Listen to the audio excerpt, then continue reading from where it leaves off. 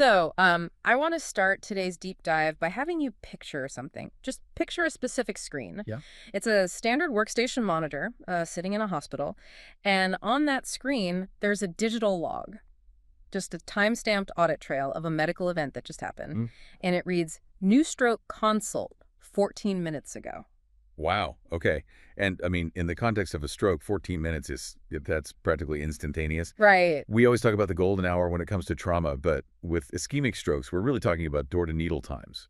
Every single minute that passes without intervention allows more brain tissue to just, die off. Exactly, and that is the context for the very next line on this log we're looking at. It says, "Dr. Smith acknowledged 12 minutes ago." Right. And then shortly after that, patient signed off. See, that speed is significant, but I do want to be careful here not to just blindly praise the velocity, Yeah. because speed is actually really dangerous if the clinical decision-making isn't sound. Yeah, that's true. What's genuinely impressive here isn't just that a doctor responded in 12 minutes. Right. It's that a board-certified neurologist reviewed the imaging, diagnosed the pathology, and actually authorized the treatment plan all within that tiny window. I mean, that is a high-wire act of logistics in medicine. And we aren't talking about a doctor who's just sitting in the Burke room down the hall either. No. We are talking about a provider who was likely hundreds of miles away. Because today, for this deep dive, we are unpacking Alina Telehealth. And I want to be really clear up front for you listening, we aren't talking about a quick Zoom call for a sinus infection here. Definitely not. We are looking at infrastructure. This is a massive platform that connects healthcare facilities, so hospitals, clinics, skilled nursing facilities across all 50 states with a huge network of specialized care providers. The scale of it is really what caught my attention initially. It's this whole nationwide engine. But the mission, what they're actually trying to do, seems to be addressing two very specific, very loud problems in the healthcare industry right now. First off, the provider staffing shortage. Which is incredibly acute right now. I mean, we have rural hospitals literally closing maternity wards and ICUs simply because they cannot hire the physical staff to run them. Yeah. And then the second problem is the patient wait time crisis. Because obviously, if you don't have the staff... Patients just sit there. Right. They sit in the waiting room. Or even worse, they're sitting in an ambulance being diverted to some hospital 3 counties over. Yeah, it creates a massive bottleneck. Yeah. So the core question we really need to answer as we get into this is, how does Alina Telehealth actually solve this? Is it just a glorified staffing agency with webcams? Or is it a fundamental shift in how hospitals operate? Let's start with the scope, because when I first opened the source material for this, I honestly expected to see a handful of general practitioners, maybe some nurse practitioners. But instead, the number jumped out at me, over 400 specialists. Yeah, that is a substantial number. But I'd argue the volume actually matters less than the diversity of the certifications they have. A pool of 400 generalists is useful, obviously. But a pool of 400 specialists covering neurology, psychiatry, cardiology, that is a completely different asset class for a hospital. Well, let's look at that list of specialties because it is extensive. We Yes. touched on telestroke and teleneurology in the intro, obviously. Right. But they also list telepsychiatry, telecardiology, telehematology oncology, so cancer care, Yes. teleendocrinology, telenephrology for kidneys, TeleICU, and teleinfectious diseases. I want to just pause on telepsychiatry for a second if we can, because the implications there are just massive. Right now, one of the biggest issues in emergency departments across the U.S. is something called boarding. Boarding. Oh, Yeah. You have patients in severe mental health crises who come to the ER, but there is no psychiatrist on duty to evaluate them. So they just sit there, sometimes for days at a time. taking up a bed that could be used for a trauma case coming through the door. Precisely. And the worst part is they aren't even getting the specialized care they need while they wait. But by having telepsychiatry available, Alina allows that hospital to get an evaluation done immediately, start a treatment plan, or, transfer the patient to a more appropriate facility. Right. It basically unblocks the entire emergency department flow. That makes a ton of sense. And then you look at something like TeleICU. This one seemed incredibly high stakes to me. Like you are monitoring the sickest patients in the hospital remotely. It sounds wild, Yeah. but it's actually becoming a standard of care in high-performing health systems. Really? Yeah. An intensivist, a critical care doctor, can monitor the vitals, the ventilator settings, and the labs of dozens of patients simultaneously from a central hub. Wow. They essentially act as a second set of eyes for the bedside team. So if a patient's oxygen saturation dips at, say, 3 in the morning, the remote specialist might spot that trend before the floor nurse who is busy dealing with an emergency in another room. It's a huge force multiplier for safety. That's fascinating. And then there's the one that really made me pause when I was reading through this. Teledentistry. Oh, yeah, I Yeah. noticed that one as well. Yeah. I have to admit, my initial reaction was total skepticism. Like, how do you perform dentistry without actually being there? You can't drill a tooth through a screen. Right. It sounds totally counterintuitive, I grant you that. But think about it in the context of an emergency room again. Okay. Patients very often come to the ER with severe dental pain or abscesses. Sure. And it's usually on a Friday night when their normal dentist is closed for the weekend. Exactly. And ER physicians are fantastic, but they are not dentists. They aren't trained to differentiate between a tooth that needs to be extracted versus one that can be saved, or how to manage complex oral infections. So a teledentist can jump on, triage that patient, prescribe the correct targeted antibiotic, and keep that patient out of the main ER queue. Or they can facilitate a transfer to an oral surgeon if it's a true life-threatening emergency. It's not about doing a root canal on camera. It's about triage and infection management. Ah, okay. So it's really just plugging a very specific knowledge gap. That is the core function of the entire platform, honestly. Whether it's infectious disease or dentistry, it's about injecting high-level expertise into a facility that physically cannot sustain having that person on staff. Which leads us perfectly to the operational side of things, because we've established who these 400 specialists are. But now let's talk about the economics for the hospital itself. The source material uses this phrase, adapt to demand. Adapt to demand, which is really the holy grail for hospital administration. Break that down for us a bit, because usually when a hospital needs a doctor, they have to go out and hire a doctor. And that means a salary, benefits, malpractice insurance. It's a huge fixed cost. It's a massive fixed cost. And more importantly, it's a rigid one. Right. Let's say you're a small community hospital out in the Midwest. You have a sudden spike in flu cases, or maybe a localized outbreak of something else. You suddenly need an infectious disease specialist. But if you try to recruit one, it will take 6 to 12 months just to get them in the door. And then you have to pay them a full-time salary, even when that outbreak inevitably subsides. So you end up paying for a ton of downtime. Exactly. You pay for capacity you just aren't using. Alina's model shifts that whole dynamic from a fixed cost to a variable cost. The hospital can dial up the coverage when patient volume is high, and then just dial it right back down when it drops. It allows a much smaller facility to punch way above its weight class without going bankrupt on payroll. That's huge. And the source material explicitly frames this as a solution to staffing shortages. And we already know burnout is the driving force behind those shortages right now. Burnout is completely systemic at this point. It happens when you ask, say, your one local cardiologist to be on call for every single weekend because you simply can't find a partner to share the load with them. Yeah. Eventually, that cardiologist just quits, and now you have 0 cardiologists. It's a total downward spiral. Alina acts as a pressure valve in that situation. By bringing in remote specialists to handle the night shift or the weekend coverage, you protect your local staff. You allow them to sleep.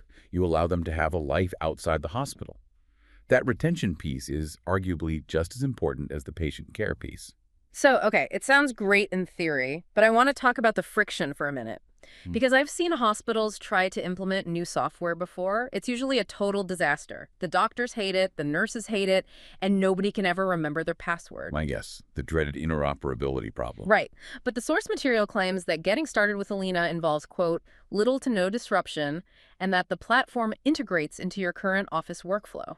That is a very bold, very specific claim to make in this industry. In healthcare, workflow is absolutely everything. Yeah. If a telestroke platform requires the ER doctor to physically leave the patient's bedside, go find a different computer, log into some separate web portal, and manually re-enter all the patient's vitals, Right. they just won't use it. They do not have the time. It has to be seamless. It really has to be invisible. The fact that they emphasize integration implies that Alina's system talks directly to the hospital's existing electronic health record, the EHR. Oh, okay. When the remote neurologist types a note in their office in California, it needs to appear in the patient's local chart in Ohio instantly. If Alina has actually cracked that code, and honestly, That 12-minute response time we talked about earlier suggests they really have. That is a significant technical achievement. It moves it from being just another clunky tool to being an actual partner in the care process. Correct. It becomes an organic part of the clinical ecosystem rather than this external annoyance everyone resents. Well, let's pivot to the human element then, because all the tech and interoperability in the world doesn't matter if the doctors are miserable or if the patients feel like they're just being processed by a robot. Very true. The source material includes a few testimonials that I think are really worth dissecting here. I agree. The provider experience is so often overlooked in these tech discussions, but it is critical to making it work. Let's look at Dr. Stephanie H. first. She's a telepsychiatrist, Right. and she talks about the matchmaking aspect of the platform. She notes that Alina actually facilitates meetings to ensure a good mutual fit and that they never push an arrangement. That is surprisingly high touch for what is essentially a staffing solution. Usually, the traditional model is just warm body hiring. You have an empty slot, we have a doctor with a pulse, go fill it. Right, yeah. She also mentions regular check-ins just to ensure she remains comfortable with the placement. And in psychiatry specifically, fit is everything. A psychiatrist working in a high-acuity crisis center needs a very different temperament than one doing, say, routine outpatient medication management. If Alina's actually taking the time to curate these matches, it suggests they truly understand the nuance of the specialty. And for the doctor, knowing they won't be forced into a clinical environment where they feel unsafe or unsupported is a massive retention factor. Then we have Dr. Tejas R., who is a teleneurologist. He mentions the workflow being straightforward and intuitive, which backs up our earlier point about the tech. Right. But he also mentioned something really interesting, that he enjoys seeing patients with diverse backgrounds and medically challenging pathologies. Yes. This is the hidden benefit of distributed medicine for the physicians themselves. How so? Well, if you work in a single brick-and-mortar clinic your whole career, you basically just see the local epidemiology. You see the exact same types of cases over and over again. It gets repetitive. It can, yeah. Oh. But if you are plugging into a network that literally spans all 50 states, you are seeing rare cases, complex presentations, totally diverse demographics. Oh, wow. For a specialist who really loves the intellectual puzzle of medicine, that is incredibly engaging. It keeps their diagnostic skills sharp in a way that a localized practice might not. So the hospital gets the vital coverage they need, and the doctor gets intellectual stimulation and variety. Exactly. It's a very symbiotic relationship. We also have the administrative perspective in here from Mary the First. She's a crisis stabilization unit director, and she's been working with them for 3 years. And the thing she highlights is that the support staff is ready to work with her team 24 hours a day. And that 24 hours detail is non-negotiable in her line of work. Because crisis centers don't close. Never. If the video feed suddenly cuts out at 2 in the morning on a Saturday, you cannot wait for a basic IT help desk ticket to be answered on Monday morning. You have a patient in crisis. You need immediate resolution. Right. Her testimonial strongly suggests that Alina functions as a true clinical partner, not just some hands-off software vendor. And finally, there's Kim Y., a telehealth product manager, who specifically recommends them for teleneuro and telepsych, citing their efficiency. It really seems like reliability is the through line connecting all these experiences. Absolutely. Reliability creates trust. And in medicine, trust is the only currency that matters. Speaking of trust, let's talk about the badge at the very bottom of their page. It's the Joint Commission's gold seal of approval. I feel like we see these kinds of logos all the time on websites and just completely gloss over them. We really shouldn't gloss over this one, though. Why is that? What does it actually take for a company like Alina, which, remember, doesn't even have a physical hospital building, to get that specific seal? It is an incredibly rigorous process. The Joint Commission is the primary accrediting body for healthcare in the U.S. For a traditional hospital, getting accredited involves inspectors physically walking the halls, checking expiration dates on medications in the supply closets, reviewing patient charts, auditing safety protocols. It's intense. So how do you even do that for a distributed virtual network? That is exactly the challenge. For Alina to earn that gold seal, they had to prove that their credentialing process, the way they verify that a remote doctor is actually qualified and licensed, is absolutely bulletproof. They have to prove that their clinical protocols are standardized across all 400 of those specialists. They have to demonstrate that they are actively tracking patient outcomes and safety metrics, just like a physical brick-and-mortar hospital would. So it's definitely not just a verified blue check mark on social media. Far from it. It signals to a hospital administrator that Alina has done all the heavy lifting on compliance. It's a massive risk management tool. It essentially tells the hospital these doctors aren't just available. They're vetted to the highest possible standard in the industry. Which naturally brings us right back to the patient impact. The source summarizes their whole value proposition as virtual care that keeps patients moving. Moving is a very deliberate operational choice of words there. Yeah, they list reduced wait times, more convenient appointments, and reliable follow-up. See, in hospital operations, movement is life. We call it throughput. When a patient stops moving, when they're just waiting for a consult, waiting for a bed to open up, waiting for a discharge order to be signed, that is exactly where the system fails. That waiting period is where hospital-acquired infections happen. It's where patient satisfaction completely plummets. So by radically reducing the wait time for the specialist to arrive, You accelerate the entire episode of care. The patient gets diagnosed faster, they get treated faster, and they get discharged faster, which then frees up that bed for the very next patient who needs it. It's an efficiency loop that improves the outcome for literally everyone involved. and mechanically speaking, they mention secure video consultations and electronic health records are part of the package, so the documentation seamlessly travels with the patient. Which is vital for continuity of care. If that stroke patient we mentioned at the very start of the show is transferred to a rehab facility a week later, the rehab doctor needs to see exactly what that teleneurologist saw and did during those crucial first 14 minutes. So let's pull this all together for everyone listening. We've looked at the 400 specialists, we've looked at the economics of variable staffing versus fixed costs, the testimonials from the doctors, and the real compliance rigor behind it all. When you look at Alina Telehealth as a whole, what is the bigger picture story here? The real story here is the decoupling of healthcare quality from geography. Decoupling. Yes. Because for the last century, the quality of healthcare you received was almost entirely dependent on your zip code. Yeah, that's true. If you lived near a major academic medical center in, say, Boston or Houston, you had instant access to the best specialists in the entire world. But if you lived in rural Wyoming, you just didn't. You just got whoever happened to be willing to live there. Exactly. Alina is part of a broader movement that is completely flattening that map. They are essentially saying that a patient lying in a rural critical access hospital deserves the exact same speed and quality of neurological expertise as a patient in a major coastal city. And they're using this technology to just bridge that physical gap. It's democratizing expertise, really. It is. Right. It is optimizing a very scarce resource. We have a strictly limited number of highly trained specialists in this country. We obviously cannot clone them. But we can ensure that their expertise is being utilized exactly where it's needed most, the very moment it is needed. It's almost like the cloud computing model, but applied to doctors. Oh, that's a good way to put it. Right.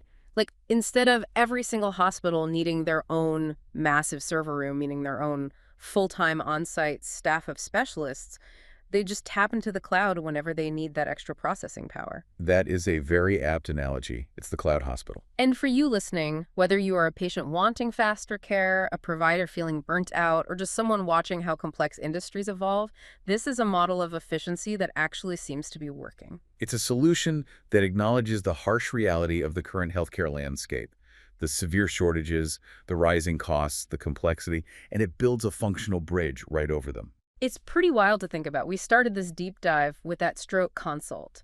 14 minutes. Yeah.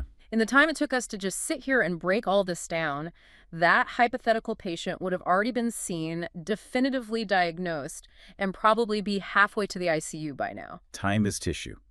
And systems exactly like this save time. Well, here is a thought I want to leave you with today. We are all so used to this entrenched idea of going to the doctor, but if a tiny hospital in the middle of nowhere can access a massive network of 400 board-certified specialists instantly, does local healthcare even exist anymore? Or are we rapidly moving toward a world where the physical building you walk into is really just a portal and the actual care comes from everywhere? It's a fascinating evolution. The physical walls are definitely coming down. They certainly are. Thanks for exploring this with us today. Always a pleasure. We'll catch you on the next deep dive. Stay curious.